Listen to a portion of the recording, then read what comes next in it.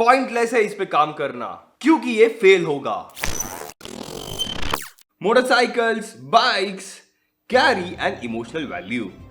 भले अब वो काम के लिए सिटी में कम्यूट करने के लिए हो या फिर वीकेंड्स पे घूमने के लिए, इंसान बाइक तभी खरीदेगा जब उसे इंडिपेंडेंट या फिर रिबेलियस या फिर एडवेंचरस फील करना हो। Because buying a motorcycle is a big decision, क्योंकि ये इम्प्रैक्टिकल है। हमें हमारी चारों लिम्स के साथ पूरी बॉडी को मूव करना पड़ता है टू मनूवर अ मोटरसाइकिल। और अगर तुम बाइक में से इन्हीं बातों को निकाल दोगे तो लोग वो बाइक क्यों खरीदेंगे?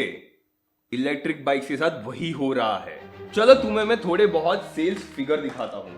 ये रिवॉल्ट के सेल्स फिगर है along with scooters of Ola, Ather, TVS and Bajaj. 2019 से लेकर 2024 का ये डेटा देखकर तुम्हें पता चल रहा होगा कि ओला, एथर, टीवीएस और बजाज की स्कूटर्स का सेल बढ़ रहा है और रिवॉल्ट अभी भी वहीं पे नीचे रह चुका है।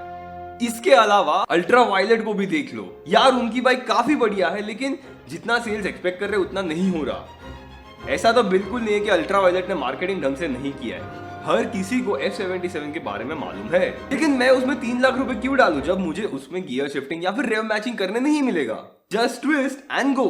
हमें अगर यही चाहिए होता तो हम स्कूटर ही खरीद लेंगे ना। अच्छी खासी स्टोरेज स्पेस भी मिलेगी, सस्ती भी है और साथ में पिलियन को भी आराम से बिठा पाएंगे। They are so much practical. Customer की यही नीड की वजह से हर इलेक्ट्रिक बाइक मार्केट में फेल होगी।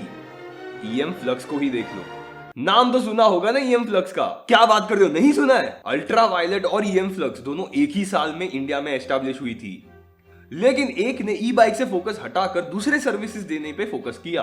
Yes, EM flux has pivoted to focus on providing solutions for BMS modelling, motor control unit, rapid prototyping, chassis dynamometer, जो दूसरे इंडस्ट्रीज या फिर मैन्युफैक्चरर्स को काम में आएंगे और इसकी वजह से उनका अच्छा खासा रेवेन्यू जनरेट होगा। Then there is torque motors. ये इंडिया की पहली ऐसी कंपनी होगी जिसने ई बाइक में एक्सियल फ्लक्स मोटर्स यूज की। एक्सियल फ्लक्स मोटर्स के बारे में तुमने इलेक्ट्रिक व्हीकल्स या नर्चल पढ़ के सीख ही लिया होगा और तुम्हें ये पता ही होगा कि axial flux motors can provide amazing torque output while being small compared to BLDC और PMSM मोटर्स। नहीं पढ़ी है तो पढ़ लो and lead the electric revolution. इसी रीजन की वजह से I had high expectations from torque motors, but they are struggling. उनके एम्प्लॉयज को सैलरी नहीं मिल रही और वो छोड़ के जा रहे हैं। बात यहां तक पहुंच गई कि डिपार्टमेंट हेड्स अपने टीम मेंबर्स को नोटिस पीरियड रखने के लिए बोल रहे हैं। जब काम करने के लिए लोग ही नहीं होंगे तो प्रोडक्शन कैसे होगा, बाइक्स कैसे बनेंगी? कस्टमर्स तो अपनी एडवांस बुकिंग भी अब वापस ले रही है। अब बाइक्स पे मुझे गियर शिफ्ट करना पसंद है एंड आई ट्रस्ट तुम्हें भी पसंद होगा। हमारे इसी नीड को पूरा करने के लिए मैटर इलेक्ट्रिक अपने ई बाइक में 4 स्पीड गियर बॉक्स देंगे। This does make it quite unique amongst other e-bikes.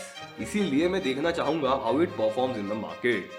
लेकिन अब अगर तुम्हें ईवी का स्टार्टअप शुरू करना है तो फिर इलेक्ट्रिक स्कूटर या फिर 3 व्हीलर या फिर 4 व्हीलर या फिर लास्ट माइल कनेक्टिविटी व्हीकल्स बनाओ। बाइक्स बिल्कुल मत बनाना। इसके अलावा कंपोनेंट मैन्युफैक्चरर भी बन सकते हो। Start manufacturing motors and motor control units और batteries and battery management systems.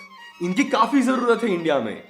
और ओला जैसी गलती मत करना जो वो अपने जेन 3 मोटर के साथ कर रही है, जिसके बारे में अब तुम्हें ये वाला वीडियो देखकर जान लेना चाहिए। And I will see you guys on next Thursday at 7:30 PM.